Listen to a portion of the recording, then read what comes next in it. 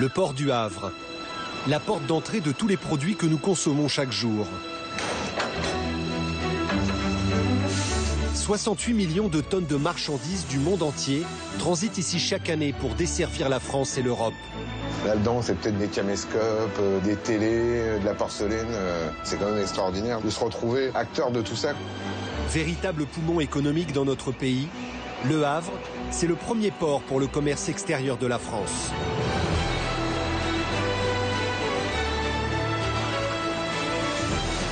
Et c'est parti mon kiki. Donc c'est ce bateau-là, ce porte-conteneur, que nous allons accrocher par l'arrière. Marins, pilotes, dockers, douaniers, 24 heures sur 24, plus de 15 000 employés font tourner cet univers fabuleux, parfois au péril de leur vie. Il faut maîtriser aussi ses peurs parce que le fait d'être à 16 mètres de haut en permanence, c'est stressant, il faut être toujours en mouvement. On va se rendre compte de s'il y a de la tension ou pas à bord. Ça arrive. Pendant 6 mois, nous les avons suivis dans ce monde de démesure qui s'étend sur plus de 10 000 hectares, l'équivalent de la ville de Paris. À part le métier de docker, je ne connais pas de profession où on retourne sur son lieu de travail à la retraite. Quand on est docker à vie, on ne peut rien faire d'autre. C'est pas possible. Tout le bateau est bien équipé, il y a grand confort. Ici, vous avez ma chambre. Et pour la première fois, ils nous ont autorisés à entrer dans les coulisses du port du Havre. C'est énorme.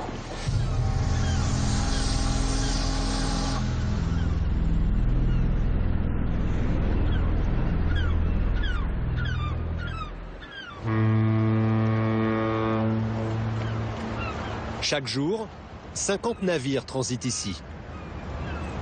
Parmi eux, les plus gros porte-conteneurs du monde. Ils mesurent près de 400 mètres de long. Pour accueillir ces mastodontes, Le Havre a fait bâtir Port 2000, un terminal unique en France, construit en eau profonde, sur un quai d'une longueur de 4 km.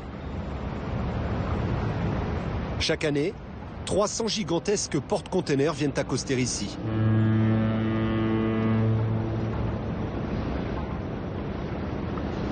Mais pour des questions de sécurité, les commandants de ces énormes bateaux ne sont pas autorisés à être seuls aux commandes quand ils naviguent dans le port. Chaque jour, des pilotes du Havre montent à bord pour les aider. Et pour rejoindre le commandant du bateau, un seul accès, une simple échelle de corde.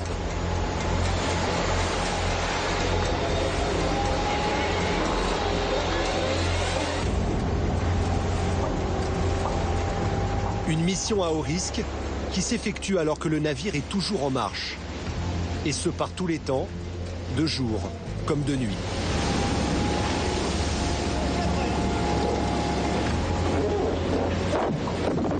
Une fois que le bateau est sorti du port, les pilotes laissent la barre au commandant et quittent le navire. 55 pilotes au Havre se répartissent le travail. Ils montent et descendent des échelles qui mesurent parfois plus de 12 mètres de haut.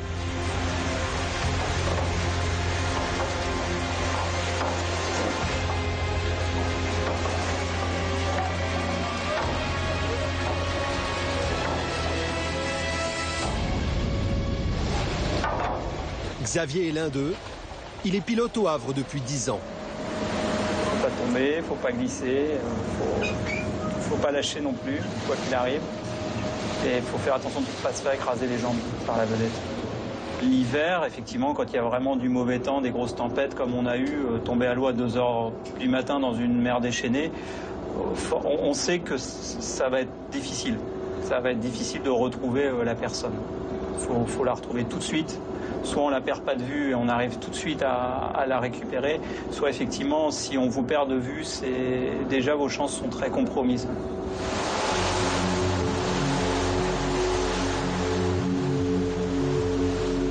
Ça peut arriver que parfois une main n'est pas bien prise, on se retrouve accroché à une main ou qu'on sente la vedette qui nous rattrape les jambes parce qu'il y a de la mer et elle remonte sur la vague et on sent nos jambes qui commencent à se faire pousser, ça arrive, oui, ça arrive.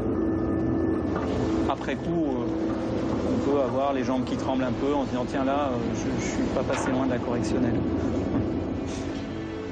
Non, moi ça m'est juste arrivé une fois en montant l'échelle, il y avait une guêpe, je pense, ou une abeille, et j'ai mis la main dessus. Et effectivement, le réflexe, c'est d'ouvrir la main. Donc j'ai ouvert la main et puis j'ai vu tomber l'abeille. Mais bon, après j'ai continué. Bon, j'avais la main un peu gonflée à la fin de mon tour, mais voilà, l'instinct fait quand même qu'on reste, même si ça fait mal, on reste accroché à l'échelle. Mais l'instinct ne suffit pas toujours. Chaque année dans le monde, des pilotes se noient malgré leur gilet de sauvetage. Le dernier accident, c'était il y a 8 mois dans le port de Hambourg. Le pilote a glissé sur un barreau de l'échelle avant de tomber dans les eaux glacées de la mer du Nord, où il est mort d'hypothermie.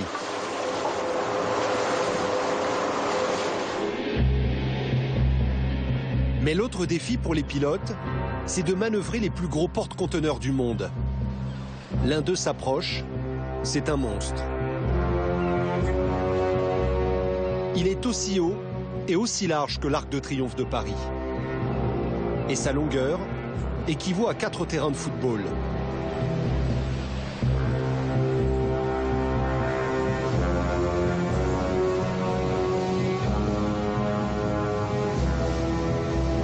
À la tombée de la nuit, le bateau a l'autorisation d'entrer dans le port. Un pilote part le chercher. La manœuvre va être périlleuse, car ce soir, la mer est agitée. Alors, ça y est, nous sommes partis là, en route pour servir le CMA-CGM Jules Verne. C'est le plus gros navire français à l'heure actuelle. 396 mètres de long, 50 mètres de large, un peu plus. Donc là, nous sommes deux. Pourquoi deux? Parce que c'est quand même un bateau au gabarit exceptionnel. C'est vraiment un très gros navire. Il est très lourd. Là, ce matin, il est chargé à 15 mètres 10, donc il sera quasiment à son déplacement maximum. Il fait nuit, on a de la pluie, on aura peut-être un peu de vent. Donc, toutes les conditions sont réunies pour que ce soit un exercice où la concentration va être importante. Le géant des mers sort de la nuit. Sur ce type de navire, l'échelle est petite, car le pilote passe par la cale. On a souvent une appréhension petite, elle est nécessaire. On ne va pas la fleur au fusil sur nos bateaux. On s'entraîne au quotidien puisque c'est notre métier. Mais on s'y prépare, surtout pour des navires un peu particuliers comme ça. Le transport maritime, c'est une expédition maritime à chaque fois. Et donc, il y a toujours des surprises. C'est ça qui va faire qu'on va avoir une certaine appréhension.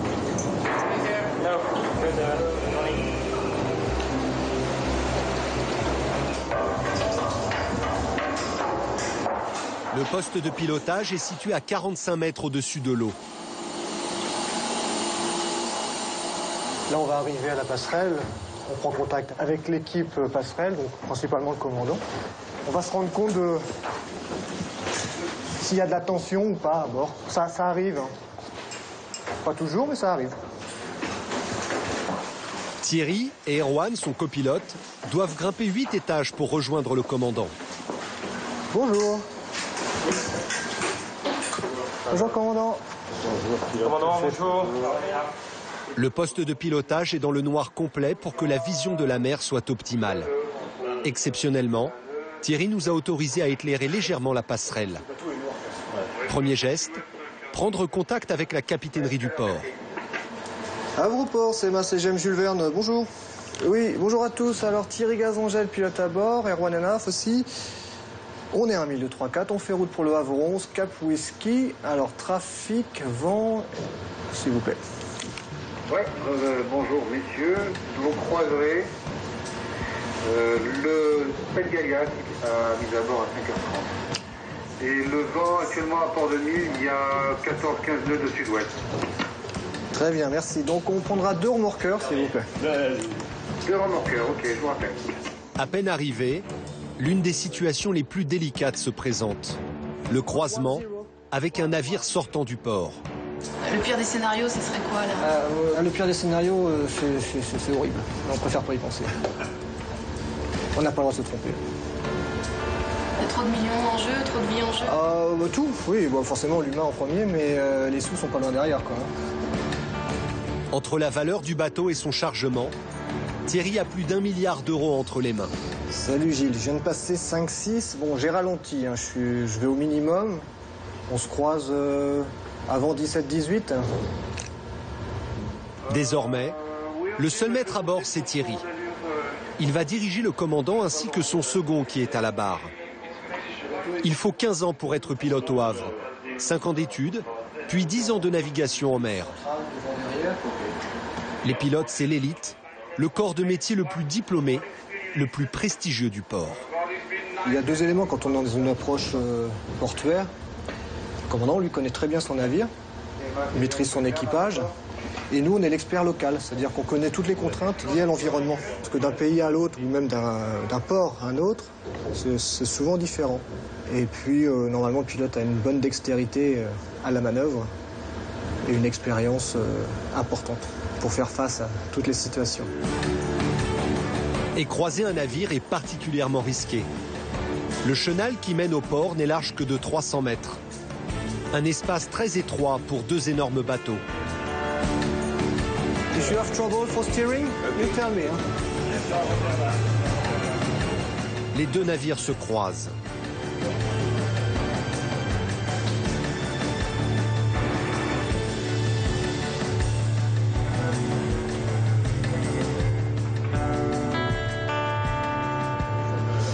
Alors j'étais un peu en retard, mais ça s'est très bien passé. Donc là maintenant on réduit l'allure pour passer les digues à une vitesse raisonnable. Le Jules Verne entre à présent dans Port 2000. Un autre moment crucial pour Thierry. Il faut mettre à quai le mastodonte qui est chargé à bloc. 165 000 tonnes de marchandises réparties dans 16 000 conteneurs. Erwan, le copilote de Thierry, travaille au Havre depuis 1999. Au cours de sa carrière, il a vu les navires se métamorphoser. Plus le bateau est gros, plus le bateau est difficile à piloter. Les compagnies maritimes construisent de plus en plus des plus gros navires pour transporter beaucoup plus de conteneurs, de boîtes de conteneurs. Sur le type de navire, on en est maintenant à plus de 13 000 boîtes. Et il y a encore 15 ans, lorsque je suis rentré au pilotage, les plus gros navires, c'était des 250 mètres. Maintenant, on arrive à des 400 mètres. Jusqu'où irons-nous? On sort parce que là, on se rapproche du quai. 60 mètres. 60. Au niveau visuel, il faut vraiment être très précis. Il faut vraiment que je vois le quai. Il faut que je vois le bord du bateau. C'est tout. On va à 26 en route, comme vous êtes, c'est bien, la côté nord. 40 mètres. 40.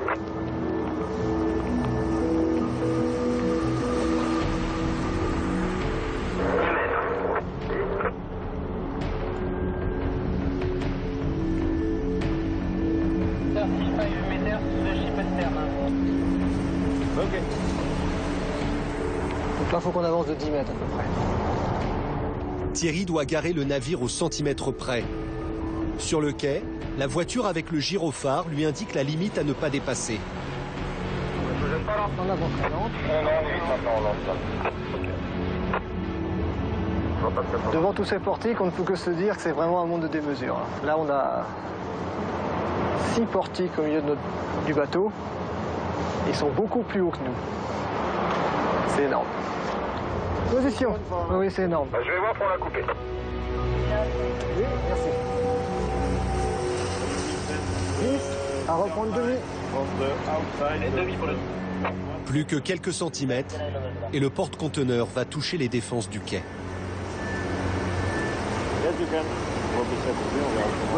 Oui. Stop machine. Ça y est, le bateau est égaré.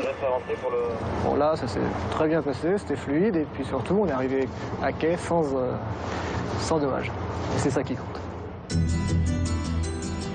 À l'aube, le déchargement commence. Il va durer 7 heures.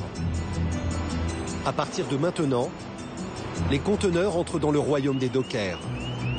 Ce sont eux qui vont prendre en charge les marchandises jusqu'à ce qu'elles quittent le port pour être livrées en France et en Europe. Chaque année, les dockers du Havre chargent et déchargent 2 millions de conteneurs. Et il faut faire vite. Ici, un bateau reste en moyenne une journée à quai. Un délai record qui permet au Havre d'afficher le temps d'escale le plus court d'Europe.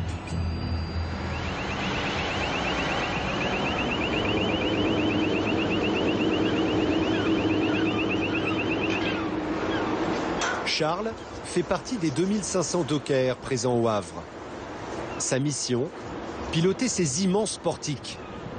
Il est 8 h du matin, il vient prendre sa relève. Salut Jérôme, c'est Ati. Bien, c'est bien passé? Là, il y a le secondaire qui a du mal à fonctionner, on fait un premier essai. Okay. Sinon, on est en charge 40 en cale là. Ok, ça marche. Bon bah écoute Jérôme, à la prochaine mon poulot. Donc voilà, la première chose pour un portiqueur, c'est de la prise de poste. Donc, première chose, réglage de son siège. L'ergonomie du poste. Donc, je vais gonfler mon siège, car mon prédécesseur était un peu plus petit que moi. C'est important d'avoir une assise confortable. Hop, sachant que le mieux, c'est comme ça. Les pieds bien calés et les coudes à peu près à 10 cm de l'assise. Voilà. Les jambes bien écartées pour avoir un bon angle de vue au niveau de son travail. Alors là, vous vous accrochez un petit peu, je vais aller chercher un conteneur.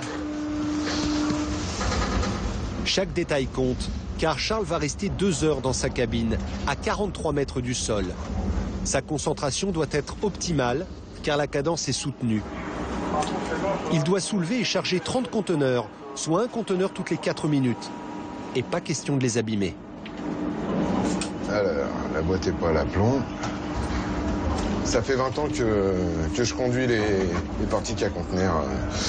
Je suis passionné par ce que je fais. Quand on a la chance de rentrer sur le port, on fait son métier du mieux possible, quoi. C'est grisant quand même de conduire tels engins.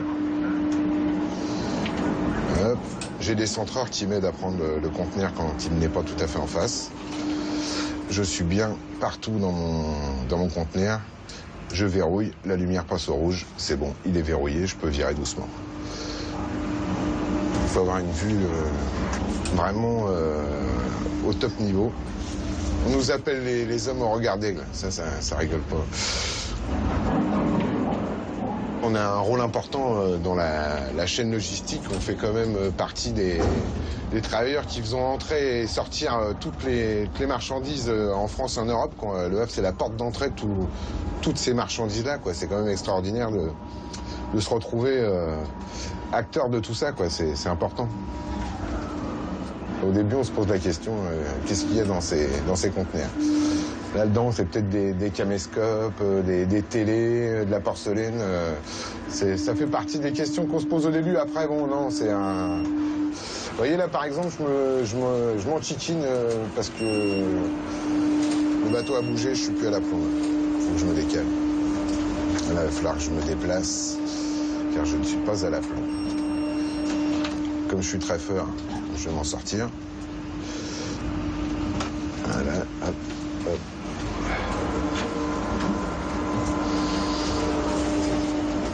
On pose des conteneurs juste à leur taille. Ils font 40 pieds et l'emplacement à bord du bateau fait 40 pieds. C'est sur 4 galoches. C'est 4 galoches ou 4 glissières, mais c'est vraiment au poil de cul. C'est vraiment très minutieux. Autrefois, il faut savoir que tout se faisait, ce qu'on appelait le divers, tout se faisait avec la main de l'homme. C'était des bordées entières de dockers qui déchargeaient tous les bateaux à l'intérieur de leur cale. Ça fourmillait de dockers partout, à bord des navires, à terre, dans les hangars.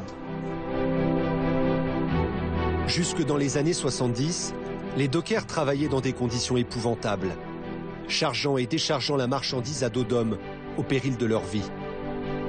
Les morts et les accidents de travail étaient nombreux.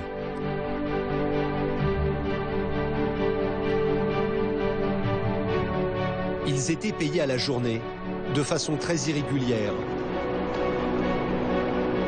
Précarité, misère, injustice sociale, les dockers ont décidé de réagir.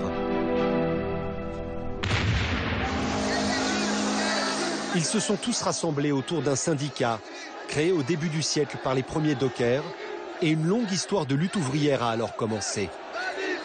Grève, blocage des ports, jusqu'à l'obtention en 1992 de meilleures conditions de travail, d'un salaire mensuel et de droits à la retraite.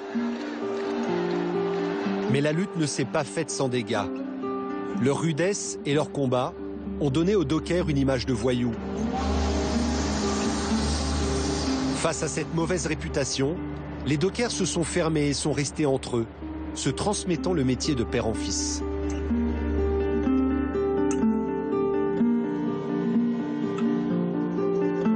De ce passé de lutte, les dockers ont conservé une volonté féroce pour préserver leurs acquis.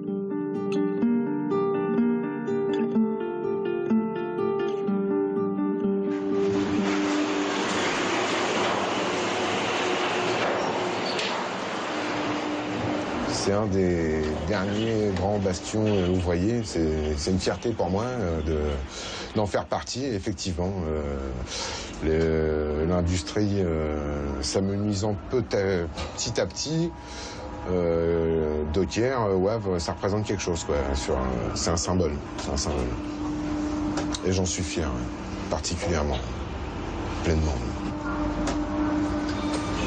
Et ce que les dockers cultivent plus que tout, c'est leur esprit de famille. Nous sommes au foyer des dockers, là où toute la famille docker se retrouve pour déjeuner ou prendre un café. Il y a aussi bien des dockers en activité qu'à la retraite, mais aussi leurs épouses et leurs enfants. Moi, je me souviens de cette expression-là. Quand tu le disais, la tarte au début, enfin, faut connaître. Karine et Christelle sont filles de dockers. Elles ne travaillent pas ici, mais viennent de temps à autre. Enfin, moi, il n'y a pas une journée où je passe pas par le port pour aller travailler. J'adore. Moi, pareil, j'habite Honfleur, je pourrais passer par l'autoroute. Surtout pas. Mais jamais. Je passe toujours par le port. Et je passe devant le hangar 131, devant le 122, et voilà. Et c'est bête, mais... Je passerai pas par l'autoroute. Non, je passe tous les jours par le port. C'est pareil. Mais même là, vous pouvez regarder autour de vous, les gens qui sont là en train de boire un café, il y en a plein qui sont plus en activité. Et pourtant, ils viennent là prendre leur café une fois par semaine, 2 fois par semaine, 3 fois par semaine, peut-être tous les jours. Comme papa, moi je sais que, voilà, papa il est à la retraite depuis un bon moment maintenant et moi je sais que quand je le cherche le matin, vers 11h, papa il doit être au foyer en train de prendre son café. À part le métier de docker, je connais pas de profession où on retourne sur son lieu de travail à la retraite.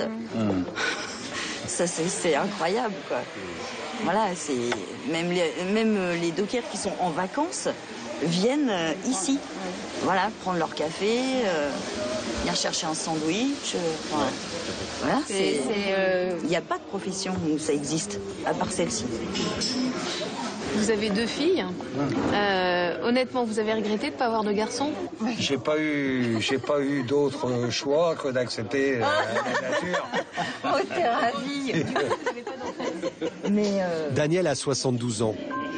Il a commencé sa carrière de docker en 1960. En déchargeant les marchandises sur son dos.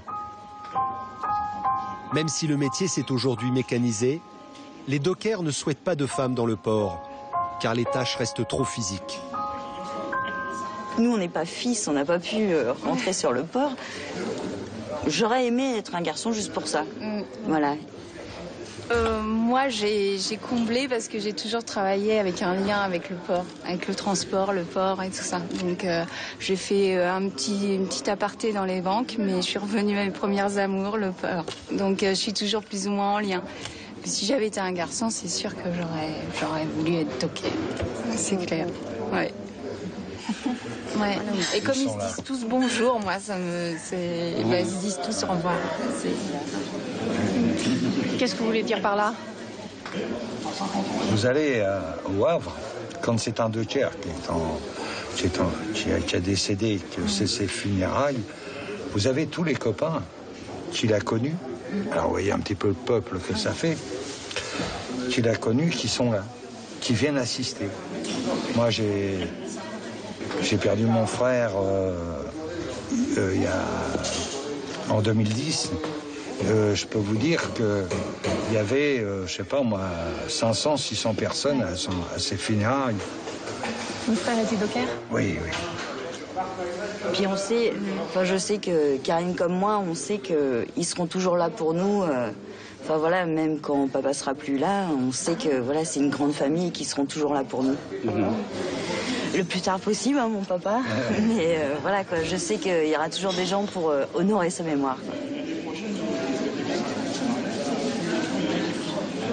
Et qu'est-ce qui vous émeut? Bah ça, de savoir qu'ils seront toujours là quoi. Ça va, bien sûr, là, ça me touche énormément, forcément. Disons que c'est la récompense d'arriver à un certain âge et d'entendre ça de la part de mes enfants. C'est ma médaille. Ouais. Bah oui, mais nous, on va repleurer.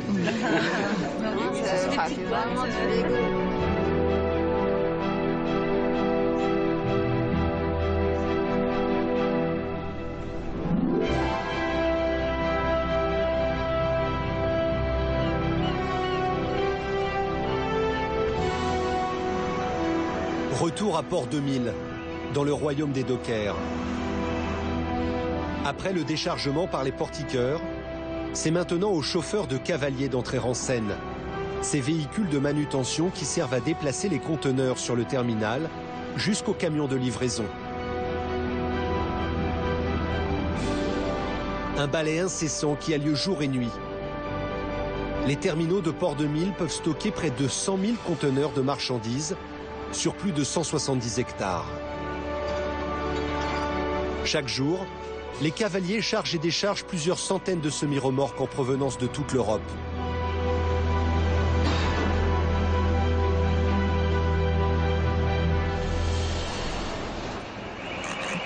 Eric est docker depuis 25 ans. C'est l'un des plus anciens chauffeurs de cavaliers du port. On est beaucoup à travailler sur le terminal. En permanence, il y a une trentaine ou une quarantaine de cavaliers qui travaillent en même temps. Donc on est toujours très vigilant quand on croise les autres. Parce que bah, voilà, il faut savoir se faire sa place et puis respecter aussi les règles de sécurité, comme sur la route, hein, ni plus ni moins. Il peut toujours avoir un danger qui arrive sur le côté, dans l'angle mort. Bah là, sur le cavalier, c'est ça, sauf que l'angle mort, il est multiplié par 10 ou par 20 par rapport à un véhicule comme une voiture, par exemple. Eric déplace 15 conteneurs par heure. Ils pèsent entre 20 et 40 tonnes chacun. Une charge très difficile à manœuvrer quand on conduit à cette hauteur.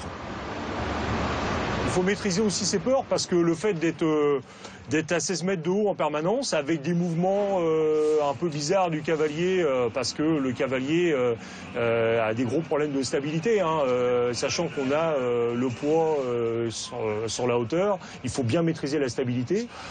Voilà, c'est fatigant, c'est stressant dans le sens qu'il faut être toujours en mouvement, toujours regarder tous les angles pour être sûr de travailler en sécurité. À l'intérieur des conteneurs, il peut y avoir aussi bien des vêtements, de l'électroménager ou des produits dangereux. Ceux-ci sont alors signalés par l'ordinateur de bord. Là, en l'occurrence, celui que je transporte, c'est un conteneur avec des produits corrosifs dedans. Il y a des conteneurs, ça peut être des explosifs, ça peut être des acides, ça peut être des gaz aussi. On transporte aussi des citernes avec des gaz toxiques dedans. Donc toutes ces marchandises-là nécessitent des précautions supplémentaires. Il faut les manipuler avec la plus grande précaution pour éviter les accidents. La marchandise sera livrée dans 4 heures dans la région parisienne. Là, on charge un routier. C'est des petits verrous. Hein, c'est vraiment petit, donc il faut à la fois de la précision, de l'adresse, parce qu'autrement, bah, le routier le refuse, hein, tout simplement. Il ne peut pas rouler sur la route avec un conteneur qui tient que sur une partie. Donc après, lui, il fait le tour de son conteneur, il le verrouille, et ça lui permet de rouler en toute sécurité sur la route, sans perdre son conteneur par terre.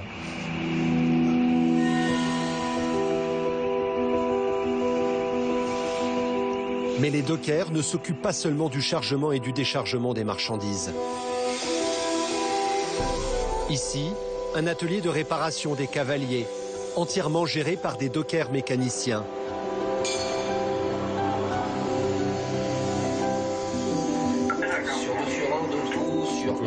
Aujourd'hui, les dockers gagnent en moyenne 2300 € par mois. Et on peut être docker et travailler dans un bureau. 24 heures sur 24, ces dockers organisent le flux entre les bateaux et les marchandises. Une prouesse logistique. Nicolas s'occupe du montage. C'est lui qui répartit les conteneurs qui seront chargés au sein du navire, car chacun a une place bien précise. Chaque couleur correspond à une destination en fait. Le marron, là, il va à Ningbo. Celui-là, il va à Ningbo. C'est un port chinois, voilà, c'est ça. Ça va en Chine. Après, Shanghai, orange, voilà. Et le bleu foncé, c'est le port Kaishun, quoi. Après, voilà. Pour assurer la stabilité du bateau, Nicolas doit aussi veiller à la répartition du poids entre les conteneurs. Toujours le lourd au fond en allant au plus léger. Et sur les pontées, pareil, le lourd à pied, à plafond et en montant. C'est un jeu de couleurs et puis il faut tout bien contrôler en fait, quoi. Sur 3, un trou, sur 3, sur 2, sur 1, sur 3, un trou, sur 3. On a un jeu de Lego avec les 20 000 boîtes sur le terminal, on a un jeu de Lego avec les bateaux. C'est le même système. Comme on a un jeu de Lego, vous avez vu sur le montage des navires. C'est exactement la même chose. Et vous aimez jouer? On n'a pas le choix. J'adore Tetris. Sur les 4, t'en as 2 qu'on avait en décharge à la 18. Portiqueur, chauffeur de cavalier, logisticien. Il existe en tout 17 corps de métiers différents chez les dockers. Un atout considérable qui leur permet de gérer eux-mêmes l'intégralité des mouvements des marchandises sur le terminal. Ouais, super. L'amour de notre métier, c'est ancré dans nos veines. Donc avant d'arriver ici, moi j'ai quand même été, j'étais au camion, j'étais au cavalier, on a fait plusieurs postes avant de... Donc c'est très diversifié. En fait on évolue au fur et à mesure, on démarre au bois de l'échelle et en fonction de l'ancienneté, on évolue dans la carrière. Donc les gars qui démarrent vont démarrer au bateau, en commis, etc. Et au fil du temps, ils acquièrent de l'expérience et ils montent dans la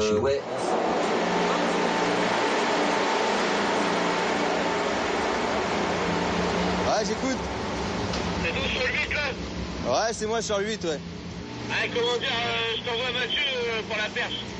Ah ok, pas de soucis, s'il peut nous l'accrocher, il nous l'accroche côté terre, on va peut-être en avoir besoin pour ouvrir. C'est ici que commence une carrière de docker, dans les coursives d'un bateau, pour déverrouiller les conteneurs avant leur déchargement. Il y en a un qui se met avec toi et un qui se met avec GG. Ok? Faites 2 tirs. GG, tu vas te mettre avec... Ok, puis ils se mettent ensemble. Cédric est chef d'équipe. Il a 25 ans. Il fait partie des 200 jeunes dockers du Havre. La plupart commencent dès l'âge de 18 ans, comme dockers de bord. C'est un métier plus pour les jeunes que les anciens parce que voilà, c'est physique. C'est beau quoi.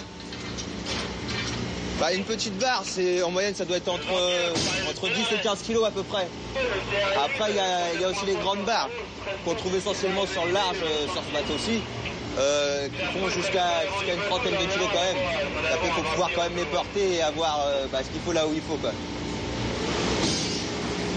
Toujours faire attention au niveau de la sécurité surtout parce que c'est vachement important vu que c'est quand même assez dangereux.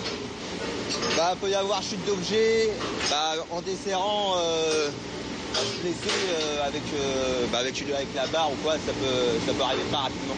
On peut tomber aussi, normalement tout est fait pour éviter avec les garde-corps mais ça peut arriver vite. Ouais. Très tôt, les jeunes appliquent une règle essentielle chez les dockers. Une solidarité à toute épreuve. Quand il y en a un qui a un souci, quand il y en a un qui a du mal, c'est l'entraide en fait, l'entraide entre nous quoi. Travailler en équipe comme ça, se soutenir, c'est ça le plus important. Ouais. C'est vraiment l'esprit, cet esprit-là qui me rend, qui me plaît le plus en fait. C'est un esprit différent que les autres entreprises. Quand on est docker à vie, on peut rien faire d'autre. C'est pas possible. Toute votre vie vous allez être... Tous les jours. Excusez-moi. Ouais, je t'écoute, Nico. Mais chez les dockers, la solidarité s'apprend bien avant d'entrer dans un port. Et l'apprentissage se fait notamment sur un stade. Allez, ça commence déjà à plus courir. Les dockers du Havre ont créé cette école de rugby en 1967. C'est en quelque sorte la pouponnière des dockers. Ce soir, c'est Fabrice l'entraîneur. Sa famille est docker depuis 2 générations. Vas-y, va chercher.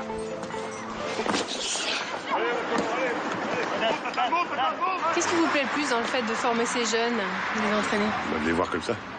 De les voir avec tout le groupe, avec les seniors et puis tout. Là, il y a une entente monstrueuse entre tout le monde. Là, tout le monde se respecte. Là, il y a mes 3 enfants là, qui sont dans le groupe. Là. Et j'attends encore un petit peu. Dans 2 ou 3 ans, il y aura mon petit-fils. Donc c'est excellent. Ici, 8 jeunes sur 10 sont des enfants de dockers. Ils ont entre 15 et 17 ans et sont encore au lycée. Ça réveille, hein. Tu dois avoir un petit bout de petit. C'est bon, ça. Se battre, s'entraider, résister, des valeurs communes au rugby et à la lutte ouvrière, si chères aux dockers. On va y arriver au poteau là-bas, allez. Ce qu'on applique grosso modo sur le terrain, c'est exactement la même mentalité qu'on a au travail. Et on défend notre casse-croûte tous les jours. Et le fait d'être tous ensemble, ça aide? Bah forcément, l'union fait la force. Hein. Le terme, il le dit bien, de toute façon. Hein. Si on est seul, voilà. Hein. Quand on est 2500, ça change beaucoup de choses. Il n'y a pas besoin d'être violent, hein. Juste d'être nombreux, hein. C'est tout. Hein. Allez, faut aller marquer, il reste 2 mètres. Allez, combien, Khalid, t'attends trop, là. Allez, mon combien, vas-y, mon combien, t'es dedans. Ouais, ça c'est bon. Cette union, cette force, les jeunes ressentent très tôt de l'admiration pour les anciens. En guise d'hommage, Florian, le fils de Fabrice, a inscrit pour toujours le matricule de son père docker. Je vais vous montrer ce que c'est que docker, père en fils. Et puis c'est une grande famille. Ceci, c'est mon numéro de carte professionnel. Pour vous dire le respect. Ça commence comme ça. Ça sera à vie. Le petit fera la même chose.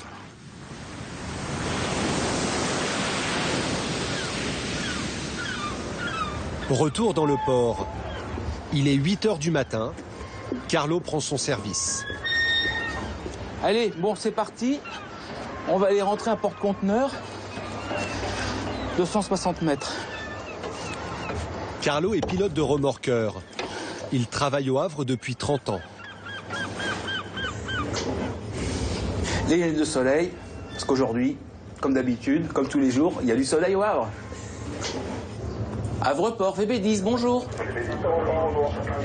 Bonjour monsieur, appareillage de Maseline pour servir le Hanse Courage. De tous les métiers portuaires, celui de Carlo est indispensable. Car si les gros bateaux ont besoin de l'aide des pilotes du Havre pour entrer dans le port, ils doivent aussi être remorqués. Ah, celle-ci va être belle. Voilà. Vous entendez la respiration du bateau? On dirait une baleine. C'est l'eau qui remonte dans les écubiers.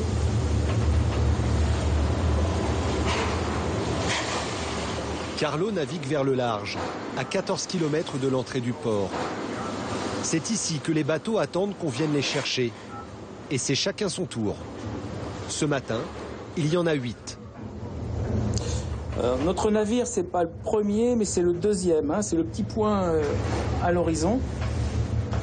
Le bateau que va remorquer Carlo se dirige vers le port. Le pilote du Havre, lui, est déjà à bord pour aider le commandant.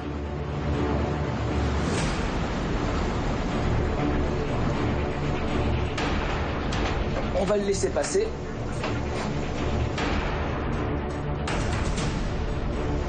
Donc c'est ce bateau-là, hein, ce petit porte-conteneur que nous allons crocher par l'arrière. Voilà, je vise bien. Et c'est parti mon kiki. Voilà. On se laisse dépasser et on va le rattraper. C'est l'étape la plus périlleuse de la mission de Carlo. S'approcher au plus près du porte-conteneur pour le freiner. Tout seul, le porte-conteneur n'y arriverait pas. Il foncerait tout droit dans le port.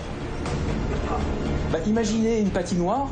Sur cette patinoire, vous posez un semi-remorque de 40 tonnes. Et vous le lancez à toute allure. Bon, s'il freine,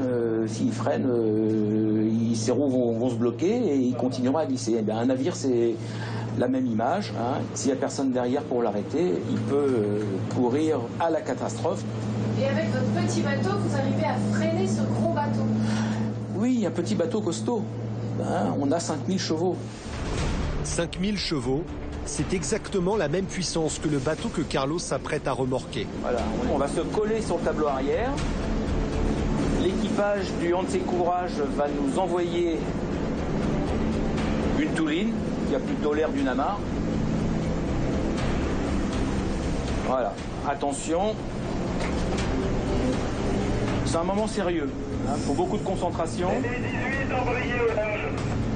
Il ne suffit pas de faire une fausse manœuvre et de se retrouver avec un marin les mains entre la remorque et un point fixe d'un des deux navires. L'autre difficulté pour Carlo, c'est de bien se maintenir à l'arrière du porte-conteneur. Son remorqueur est tellement proche que s'il dévie, il pourrait être aspiré sous la coque du navire. Alors il faut anticiper parce que les filets d'eau vont nous envoyer soit à droite, soit à gauche. Donc je dois sans arrêt compenser pour pas que l'avant de mon navire parte à droite, parte à gauche. Frein desserré. En position. Ouais, tirez 18. Donc là on va se laisser traîner jusqu'à ce que le navire nous demande de le freiner, de l'orienter soit à droite, soit à gauche. On est un gros gouvernail actif. Le navire entre maintenant dans Port 2000. C'est parti. Alors c'est un créneau, sauf que la voiture mesure 140 mètres de long. Et là, je vais faire en sorte que le navire soit le mieux positionné possible. Tout doucement, Carlo va aider le porte-conteneur à se mettre à quai. Le créneau va être long, le temps que le bateau soit parfaitement aligné. 10, juste raid large. Juste raid au large, 10. Il est en contact radio avec le pilote à bord pour synchroniser leurs manœuvres. Un tout petit coup au large. Un tout petit coup au large, 10. Voilà, donc je vais lui donner une impulsion au large, vraiment une toute petite impulsion. Et tiens bon. Voilà. 10, tiens bon. Donc l'impulsion qu'on vient de donner, Un petit mètre avancé, donc. c'est à peu près 5 tonnes. C'est ça, donc de manière à dégager les deux bollards là. Après une demi-heure de manœuvre, le porte-conteneur est enfin à quai. Ouais, je suis largué, Claire. C'est terminé pour nous. Chaque année, les remorqueurs du Havre assistent 10 000 bateaux.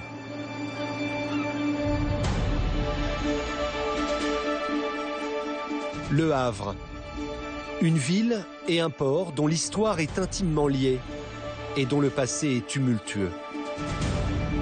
Tout commence en 1517, quand François Ier donne l'ordre de construire le port. S'ensuivent des siècles de gloire, où le Havre connaît un essor fulgurant grâce à l'importation de café, d'épices et de coton. Mais les bombardements de la guerre 39-45 vont tout détruire. La ville est rasée à 80%. Le port n'est qu'un tas de gravats.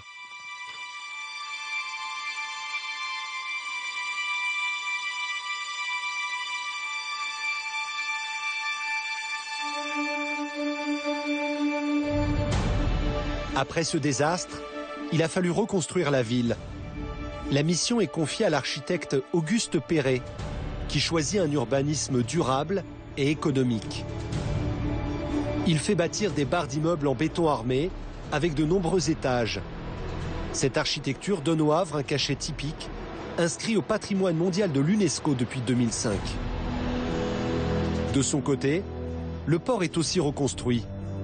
Il renaît enfin de ses cendres, notamment grâce aux importations de café. Cette activité existe encore aujourd'hui au Havre. Et c'est la dernière marchandise que l'on décharge toujours sur le dos, comme les dockers le faisaient jadis. Jean-François est importateur de café depuis 40 ans. Oui, Stéphane, il y a un peu de condensation là-haut. Il faudra regarder s'il n'y a pas quelques sacs. Ils n'ont pas mis de papier sur le dessus. En effet, ouais. Jean-François est présent à chaque ouverture de conteneur.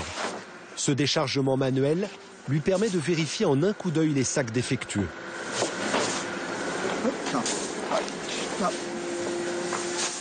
Regarde le café. Ouais, il est tiède. Il est tiède. Il est tiède. Alors, prends-en une feuille blanche et croque-la, tu vas voir qu'elle est toute molle. Elle est molle. Regarde. Tu croirais du chewing-gum. Moi, ils sont molles. Oui. Hein. On voit que dans ce conteneur, il y a une anomalie. Ils ont mis du papier craft sur les côtés, au sol, mais ils n'en ont pas mis sur le dessus, puisque la condensation, l'humidité remonte, se colle au plafond et après peut redescendre sur les sacs qui se situent en hauteur. Là, on se retrouve avec un sac qui a été mouillé par condensation. Donc tous ces sacs qui sont mouillés de cette façon vont être écartés, mis à part, pesés à part. Chaque sac pèse 60 kg. Dans le conteneur, il y en a 300. Les deux manutentionnaires vont donc répéter ce geste 150 fois.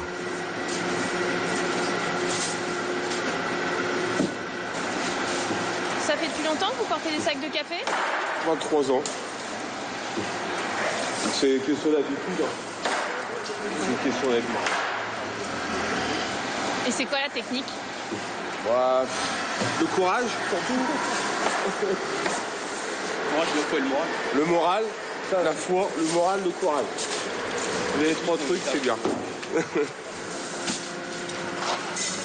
C'est un vrai savoir-faire, parce que certaines personnes n'arrivent jamais à effectuer cette opération. On voit qu'il reste très peu de temps sur leurs épaules, parce que le but, il n'est pas d'avoir une pression constante sur le dos. Par contre, le sac doit transiter simplement sur l'épaule. Et il doit être mis parfaitement sur la palette, parce que l'empilage des sacs nous permet d'avoir un bon arrimage après. Puisque si on construit des palettes un peu bancales, on ne pourra pas avoir un empilage de palettes, ou alors tout risque de tomber. Chaque jour, 1 millier de sacs arrivent ici. Dans l'entrepôt, il y en a en tout 120 000. Mais aujourd'hui, il ne reste au Havre que 3 importateurs comme celui-ci.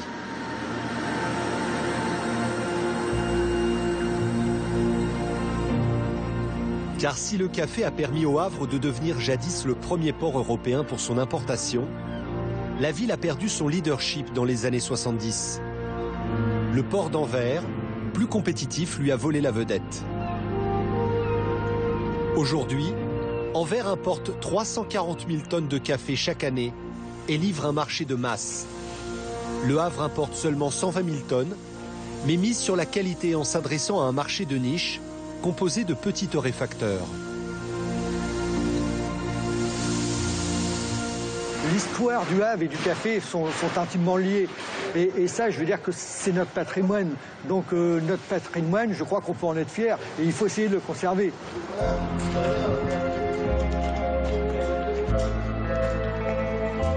Ah, le meilleur moment de la journée. Et pendant que Jean-François et son équipe font la pause café, un peu plus loin dans le port, certains conteneurs sont mis à l'écart avant leur livraison, dans un entrepôt, à l'abri des regards.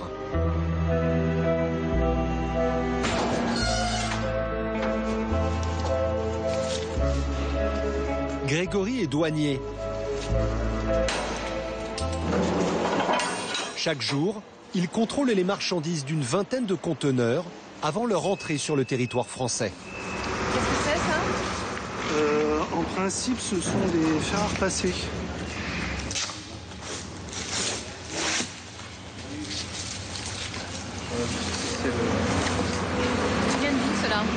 Chine. Tout vient de Chine.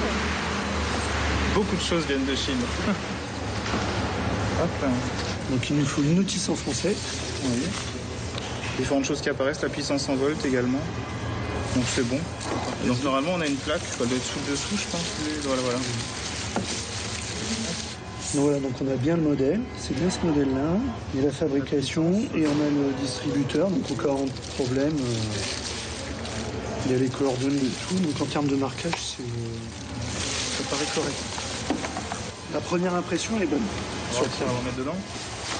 La marchandise est aux normes pour pouvoir entrer en France. L'exportateur chinois n'a déclaré que des fers à repasser dans ce conteneur. Grégory veut s'assurer que ce soit bien le cas. Je voudrais voir un petit peu précisément ce qu'il y a dans le fond. Le conteneur a dû être un peu secoué, les cartons sont renversés. Je voudrais voir comment ça se présente.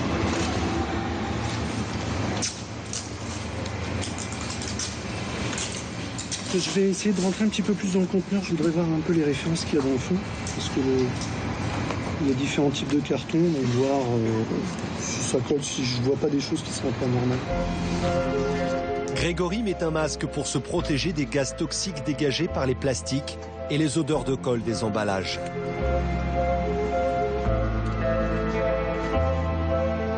Les conteneurs contrôlés ne sont pas choisis au hasard.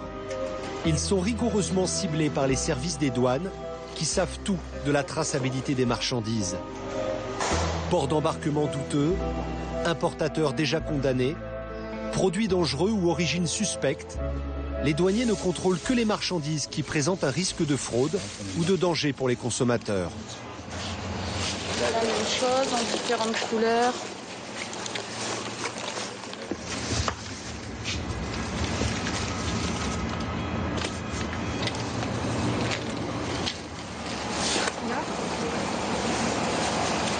Le chargement est propre dans le fond, je pense qu'il n'y a pas... Là, comme ça, pour moi, il n'y a pas de problème. Aujourd'hui, rien de particulier à signaler. Mais 3 jours plus tard, les services des douanes vont faire une saisie de contrefaçon exceptionnelle destinée au marché de la banlieue parisienne. Ici, on a du, je crois, c'est Gucci. Prada aussi, qui était avec Polo, avec Chanel, avec Vuitton, avec Givenchy, avec... qu'est-ce qu'on avait d'autre? Dolce Gabbana. Alors ça, c'est une saisie qu'on a faite sur un conteneur en provenance d'Asie. Et donc, c'était donc déclaré sac à main.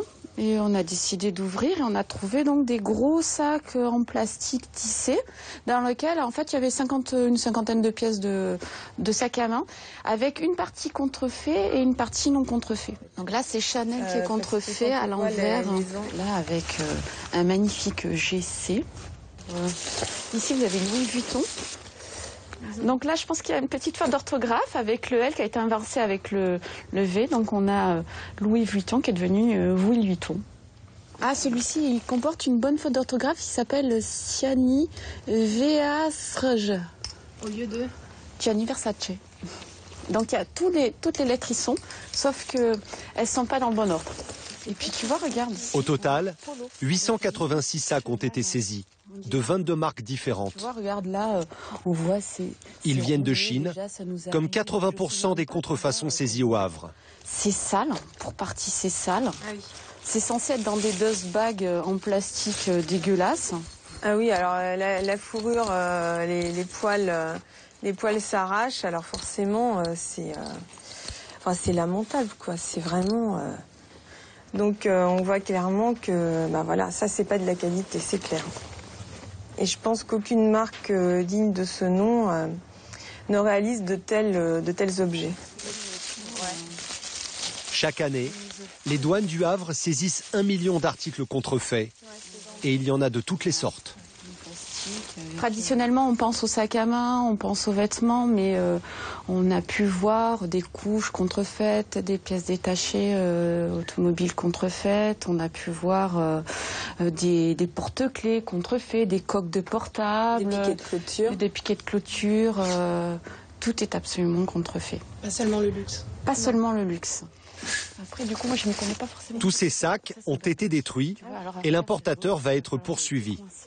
Il risque 300 000 € d'amende et 3 ans d'emprisonnement.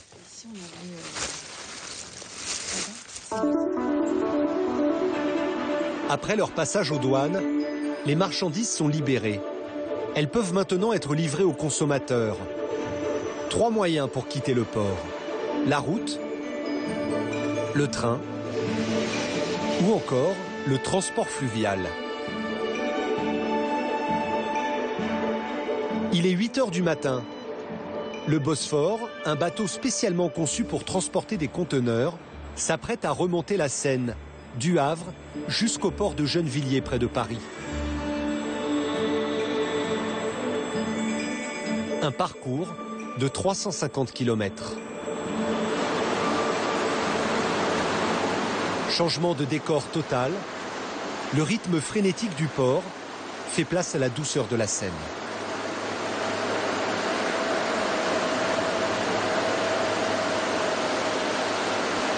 Bac de la Bouille, Bosphore, bonjour. Bonjour monsieur, donc passage La Bouille actuellement pour le fluvial. À l'approche sur vous dans quelques minutes, à la montée. Oui, bonjour monsieur, aperçu, hein. Bonne journée. Également, merci. Le capitaine, c'est Bruno. Il transporte des conteneurs sur la Seine depuis 10 ans. On monte sur Gennevilliers avec 200 conteneurs pour un tonnage équivalent à 1650 tonnes. Et on va faire une livraison demain matin à 5 h. Donc là, nous allons faire toute la vallée de la Seine, qui est magnifique à voir, très jolie. En plus, la météo va être au rendez-vous. Donc parfait, quoi. C'est vraiment complètement différent. On n'est pas dans la pollution des gaz, dans les bouchons. C'est un grand plaisir. Le voyage va durer 30 heures. Un trajet qui peut paraître long, mais qui est en réalité économique et écologique. Car avec ses 200 conteneurs à bord, le bateau de Bruno remplace 200 camions. Aujourd'hui, 250 000 conteneurs transitent par la Seine chaque année. C'est un conteneur sur 5. Je suis descendant de bateliers, quoi. Donc j'ai eu mes grands-parents qui étaient bateliers, mes parents. Aujourd'hui, je pratique ce métier-là, pas parce qu'ils le faisaient, parce que j'adore et j'ai eu le coup de cœur, quoi. Donc là, voici mon fils, hein, qui fait partie de mon équipage, donc qui est matelot, qu'il a comme grade matelot garde-moteur, hein, qui consiste à tout ce qui est guidage, amarrage, entretien du bateau, la cuisine, etc., quoi, polyvalent partout, quoi. C'est un plaisir de travailler ensemble et puis une fierté que l'un de ses enfants a voulu pratiquer ce métier-là. Donc l'idée venait de lui, donc encore mieux, quoi. Donc pour combien de temps, je sais pas, mais actuellement on travaille ensemble et puis on profite de tous ces moments-là, quoi.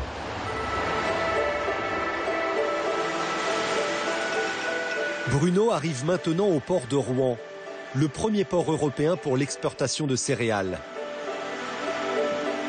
Il s'étend sur 16 km le long de la Seine. Au fil de l'eau, des gigantesques silos à grains qui font le bonheur des oiseaux.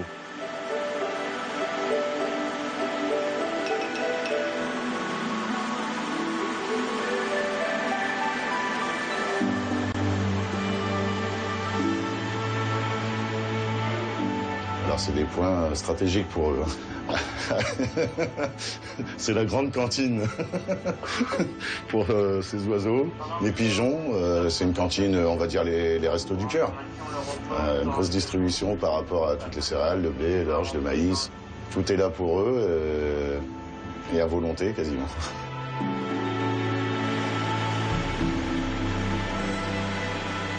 Donc là-bas, vous apercevez la cathédrale. Le Bosphore montant d'Aval le pont de Flaubert. Tu vas y aller, Jason? Donc pendant le passage, Jason va aller sur le nez du bateau parce qu'à chaque passage de pont, il va falloir descendre la timonerie et donc la visibilité devient nulle pour moi.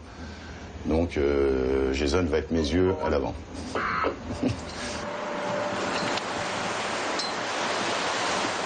Donc là, actuellement, je vais croiser mon collègue Loural, Donc c'est les deux mêmes bateaux, hein. On fait le trafic tous les deux, c'est-à-dire que quand lui part de Gennevilliers, moi je pars du Havre, et vice-versa, quand lui part du Havre, moi je pars de Gennevilliers.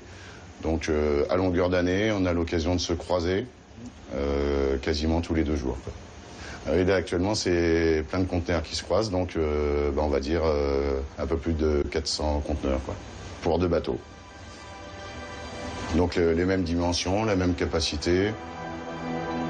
Le Bosphore et l'Oural font 4 allers-retours hebdomadaires et acheminent 1500 conteneurs chaque semaine. Un trafic que les ports du Havre, de Rouen et de Paris aimeraient doubler d'ici 5 ans. Pour cela, les 3 villes se sont réunies pour faciliter la navigation des bateaux et permettre au port du Havre de se prolonger jusqu'à Paris.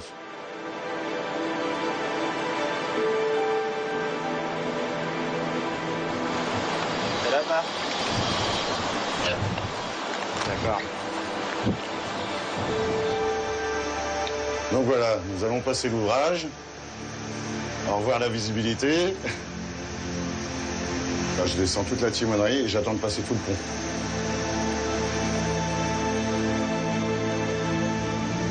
Ouais, c'est ok pour moi, Jason. Ouais, c'est bon.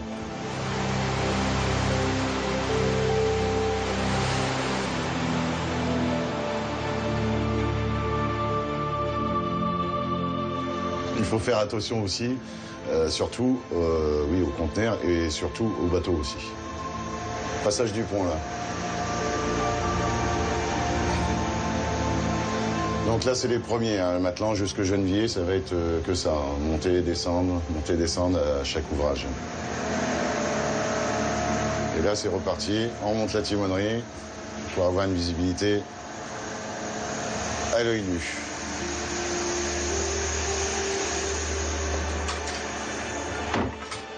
Bruno et Jason travaillent 1 semaine sur 2, mais ne sont pas seuls à bord. Ils sont 2 équipes et se relaient toutes les 6 heures.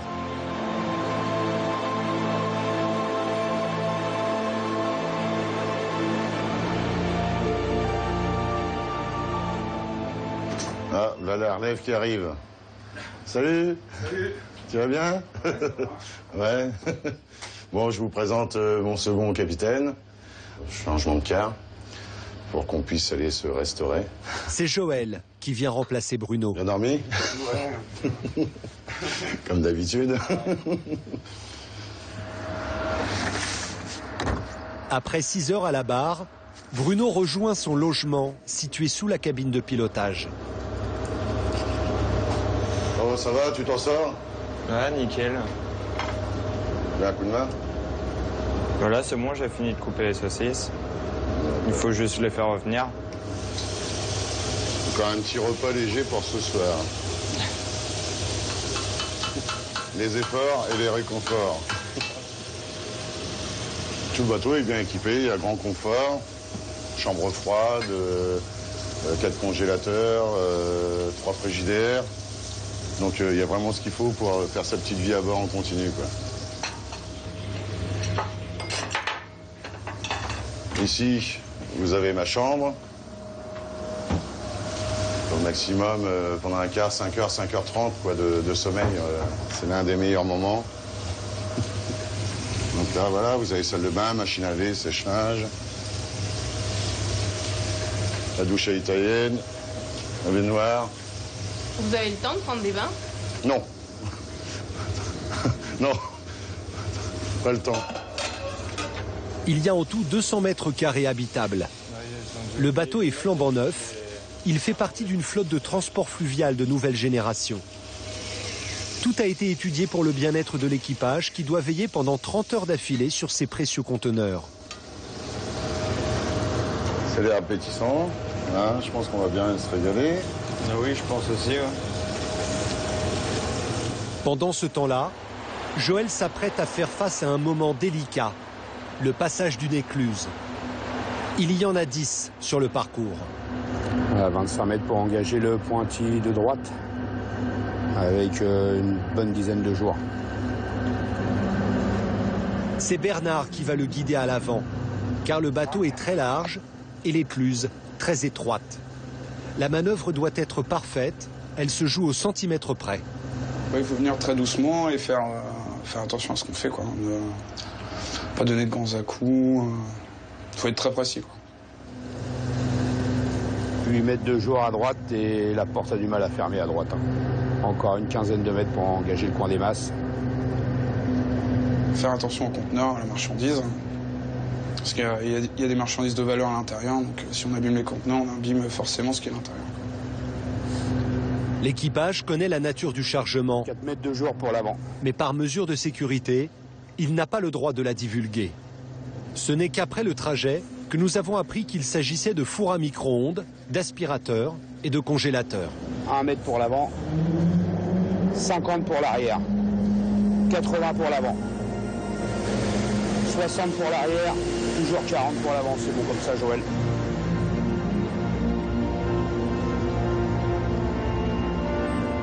C'est passé pour celle-là.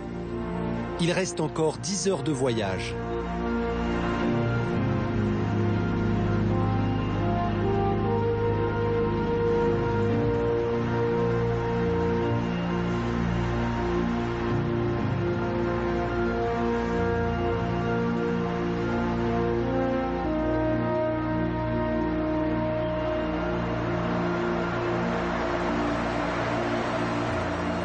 Il est 5 heures du matin. Le bateau arrive enfin au port de Gennevilliers, dans la banlieue parisienne.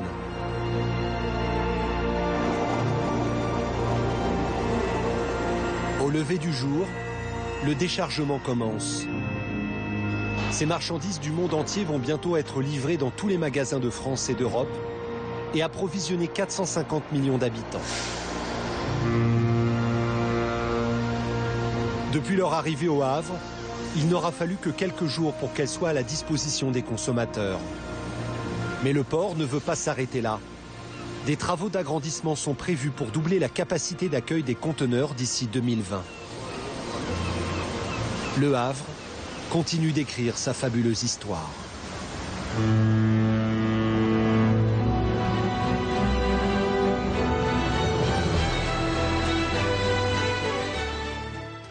Le Havre, un port clé pour notre économie. C'est aussi, on vient de le voir, une porte ouverte à la contrefaçon et parfois au trafic de drogue. Je vous retrouve tout de suite avec mes invités pour en parler.